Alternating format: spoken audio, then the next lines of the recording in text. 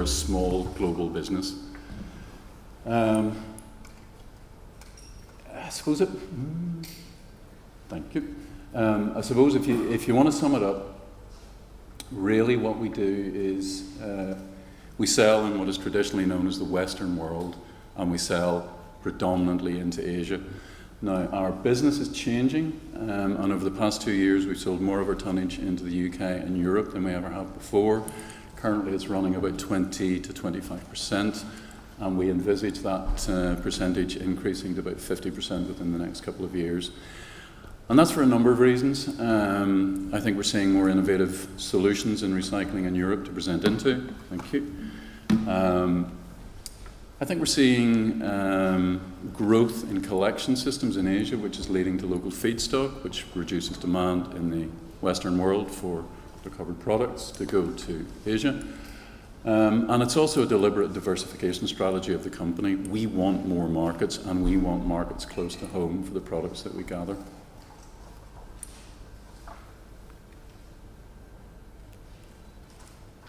I think it's me. So, I want to tell you a brief story. I think it's worth saying what recycling is. So, a few years ago, I phoned a friend of mine and he didn't answer the phone. And 20 minutes later, he phoned me back and he said to me, I was just out doing my recycling. And I must have had a particularly hard day because I was a little sort of rude back to him, and I said, what you actually mean is you were putting your rubbish in a slightly different place to where you were putting it 5 years ago. Because that's what he thought recycling was. And I think it's worth explaining a little bit that recycling is a very long process, a very long chain of events, especially plastics recycling. It's quite a fractured business. And it starts with collections from source, post-consumer, commercial or industrial. And I think that's something that we've only touched on briefly today.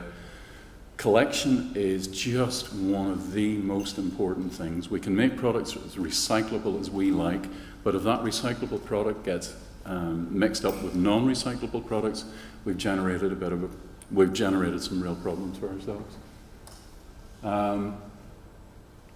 After collection, we transport to a facility which, and I'm going to talk about post-domestic recycling a little bit here as well.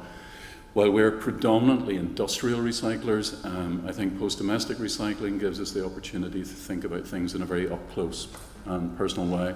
So when I talk about materials that we're recycling, I'm talking predominantly today about what's known in the trade as mixed dry recyclates. That's the material that's collected at your back door: paper, plastics, steel cans, aluminium cans, and cardboard. Those materials are taken to what's known as an MRF. There's an initial sort done. After some products are split out, for example, plastic bottles, they're taken to a further sort facility or sorted again internally in a primary sort. Some size reduction is applied. A little bit more. Washing if required. One more. Sort after size reduction. So there are a few sort processes. And you notice some words here are in red, and I'm going to talk about the words that are in red in a bit more detail. And then finally, reprocessing. And then manufacturing to finished goods. So I'm just going to leave the stage. I'm not going away. I've just got some samples to hand out. I want to talk a little bit about size reduction. So I'm just going to hand out a sample here.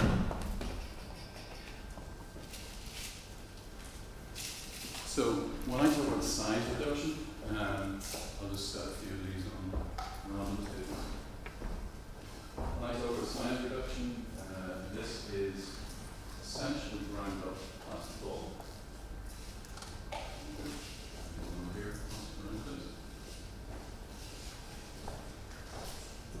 So what you've got in there is a mixture of PET and HDPE. And I'm going to come back to that because we'll see what happens to that next in a little bit. So next slide, please. One of the words in red was baling. This is what baled plastic bottles look like. In this case, it's HDPE. One of the other words in red was reprocessing. So Once we've done all our stuff, all our washing, all our sorting, you end up with a nice clean feedstock like this. In this case, this is PET, ready to go back into fibre production.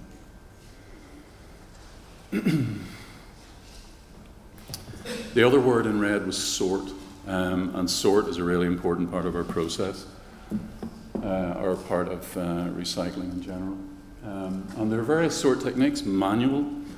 I've worked on manual sort lines. I've spent months on manual sort lines, and it is literally what it sounds like. It is picking up one thing and deciding what it is and putting it into a bin or a chute. Mind-numbingly dull, absolutely mind-numbingly dull.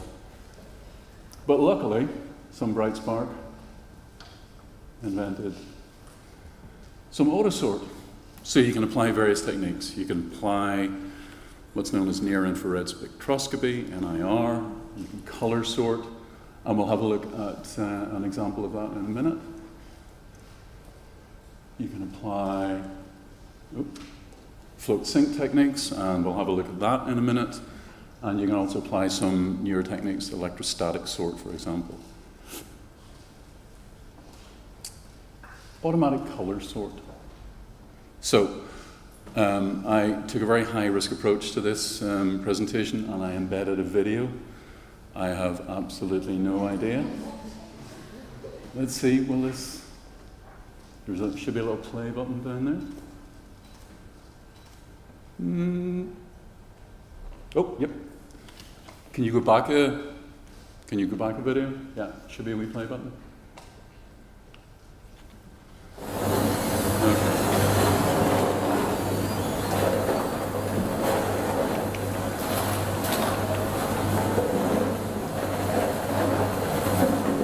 I'll just let this run so that we can have a good look at it.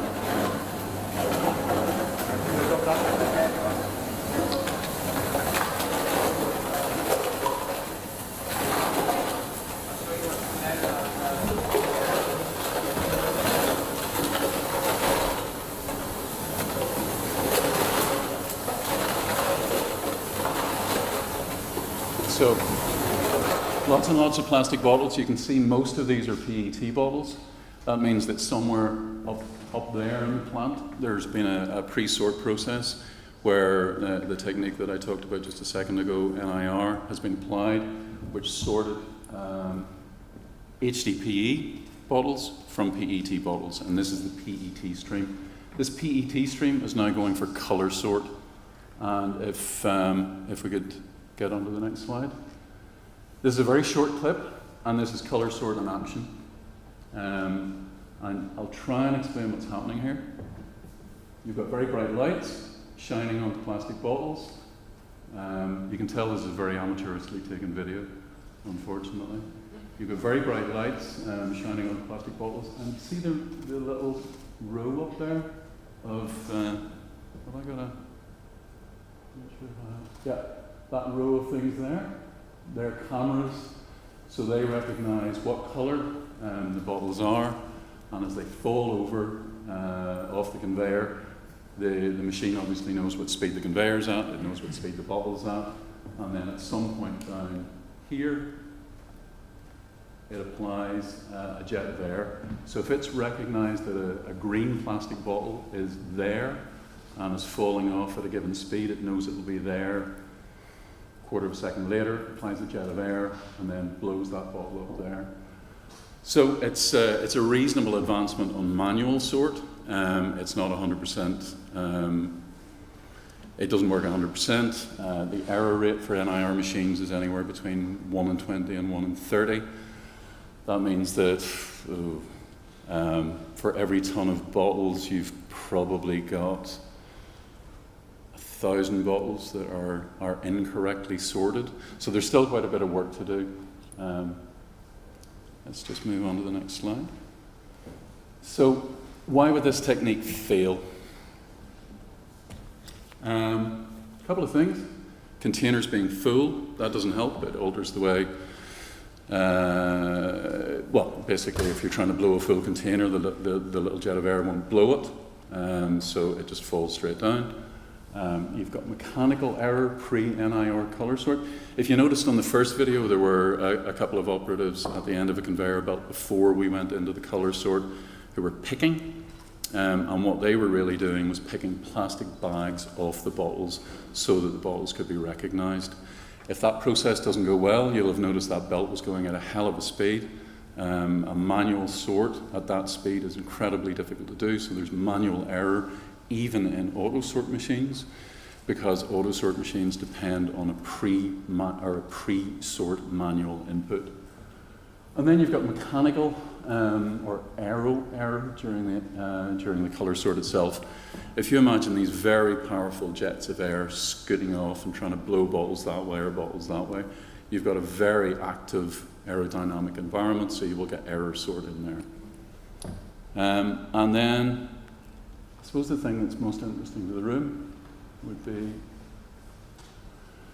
misidentification due to composite objects. And what I mean by that is an object that is made of more than one material. The most common problem that we have there is a PET bottle with a PVC wrap around it. So you've effectively got a composite material. The NIR machine or the color sort machine shines its light, can't quite figure out what it is, so it doesn't sort it at all. So there's error sort that creeps in at quite a few stages. The next technique I want to have a look at, and excuse me again, I'm just going to hand out.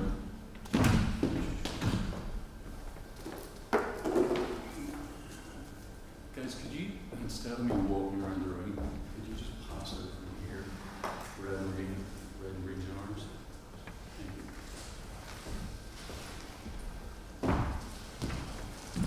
Thank you. So, you're getting little jars. Don't say I didn't give you anything.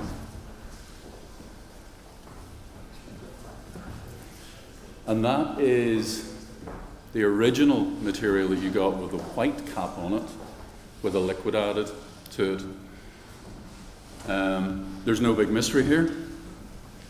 The two materials in the jar, one is PET, one is HDPE, and in their natural state, one sinks, one floats.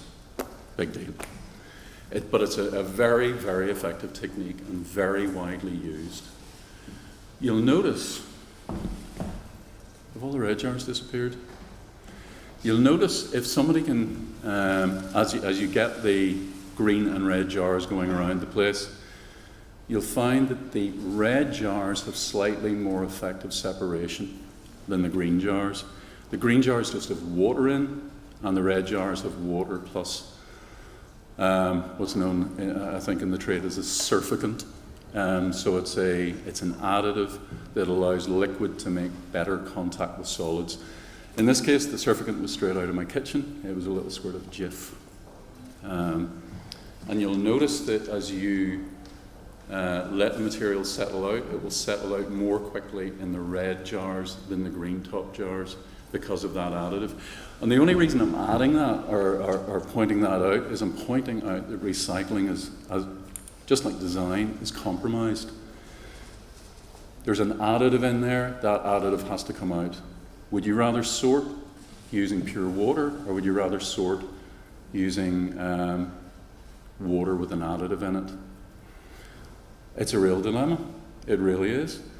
One is quicker, one is more efficient, but you've added cost and chemical, which has to come out at some point.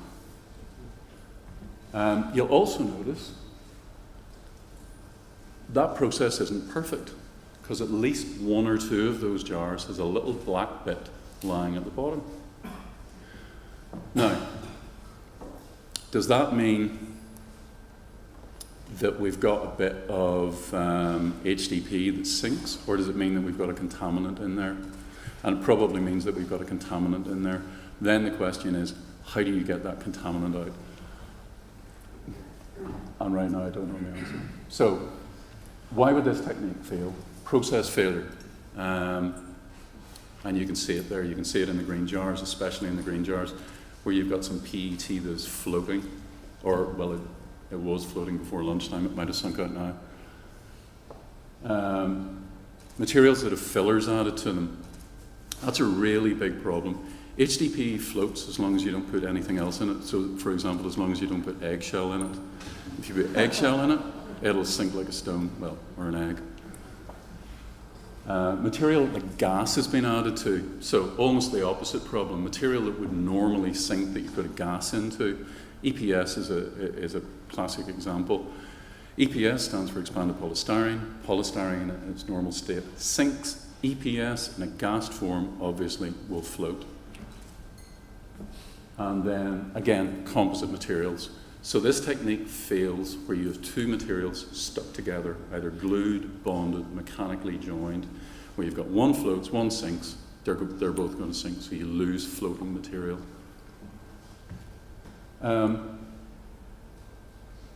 Okay. I walked around a supermarket on Saturday afternoon, and what I was trying to gather together were a few examples to bring with me today of problem articles and problem items.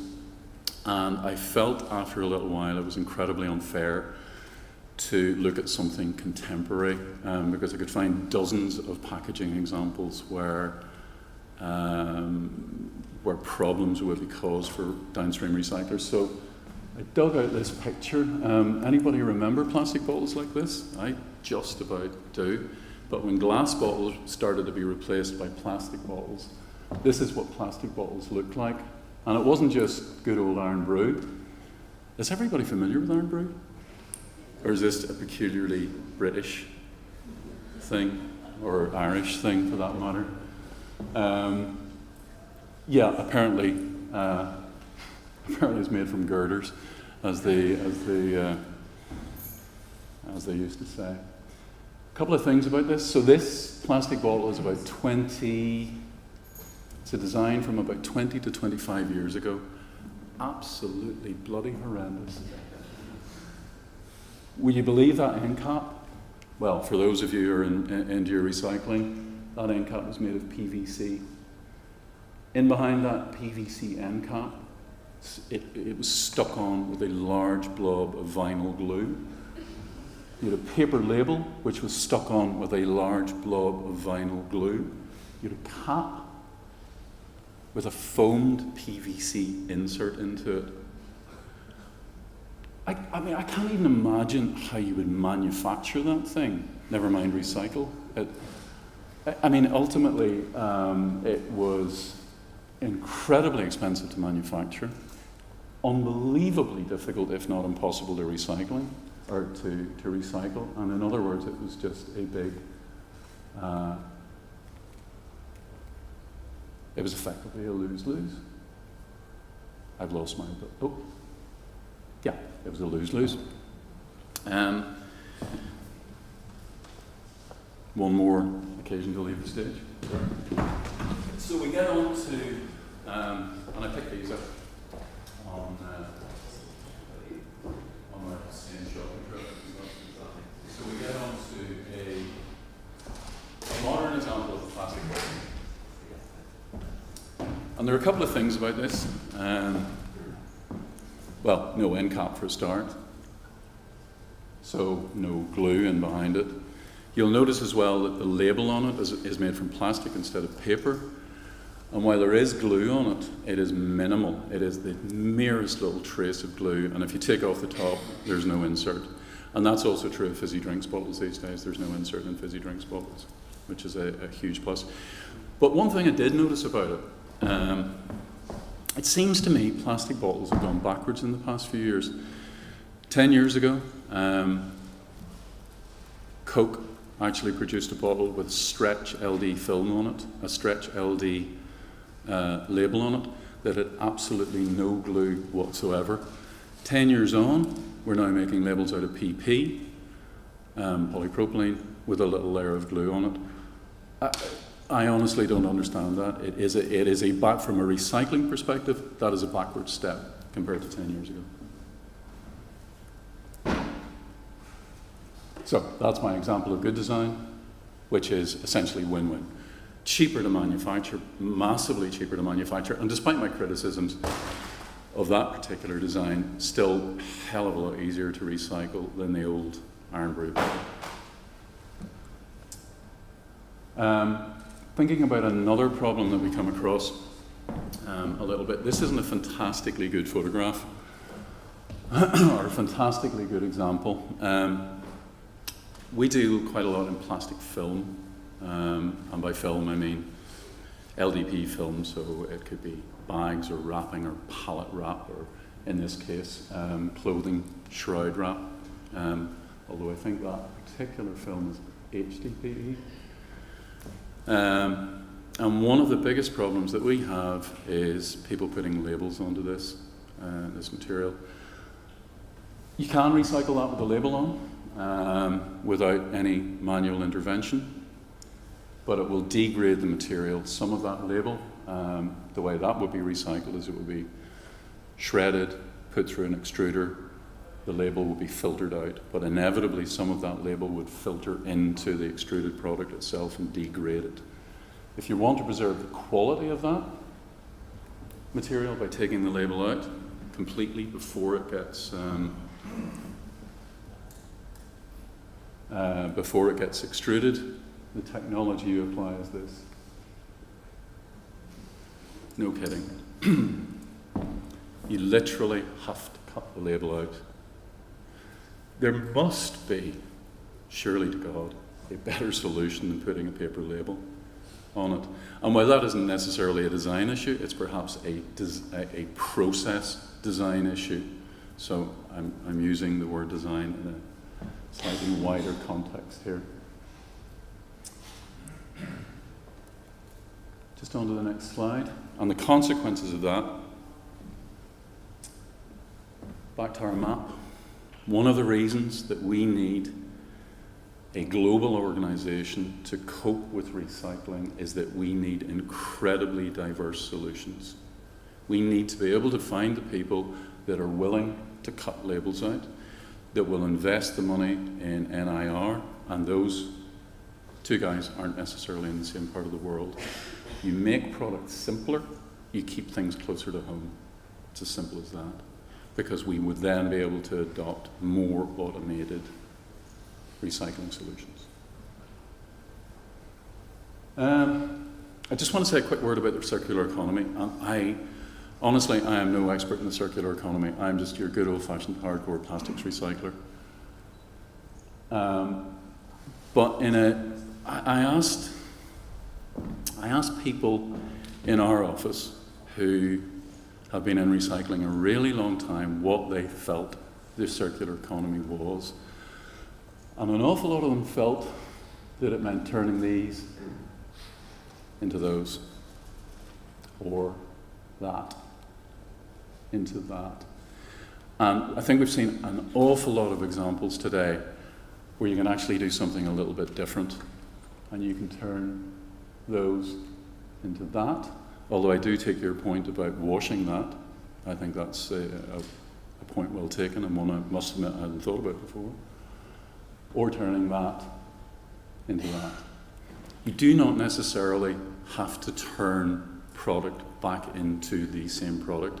And that's an idea, I think, that gets locked into quite a few times. And we've seen a few spectacular failures in the UK where people have got locked into that idea.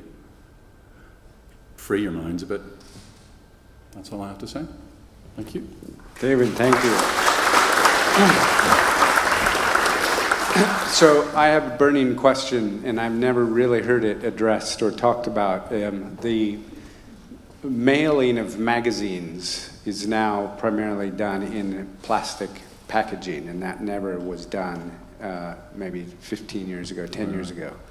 All of those have paper labels for your address. Does anyone recycle that, or do you have to cut those out like you do with the barcode? And why do they put those magazines in the plastic bag in the first place?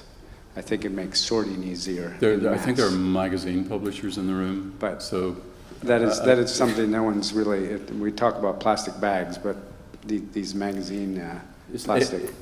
It's a killer. It absolutely is, and those things arrive through my postbox as much as everybody else's postbox. But it gets back to the alternative to using a pair of scissors. Essentially, you end up with a downgraded product. That material will either go to landfill because there is not a terribly coherent collection system within the UK for that material, if there's any collection system at all. If it does get into the recycling stream, what will happen to it is it will end up in a product that does not necessarily maximize the value of the underlying LDPE. So it will end up in a timber substitute product, or a low-grade film, or a highly colored, very thick film. There will be recycling solutions for it, but it will not get the best out of the material. So in the worst case, if we had to put the magazine in a plastic wrap package, is the best way to just print the address on it with ink and not have the paper label? It Does would that solve be it a little bit? fantastic to, well, what I've seen quite a lot is you end up with an A4 insert with the address on that, and the bag is plain. I think people have, to some extent, and this is just anecdotal from what comes through my postbox, I think to some extent people have actually addressed that issue and are keeping that LD film clear and pure. But it gets back to one of the things that I talked about right at the start, collection. It's a perfectly recyclable material, but it's not being recycled. And it's not being recycled not because we don't know how to recycle it, but because it's not collected. How do you collect it? And that's beyond me at the minute. Yeah. Okay, I think we'll, thanks a lot, David, that's great. No problem. We're gonna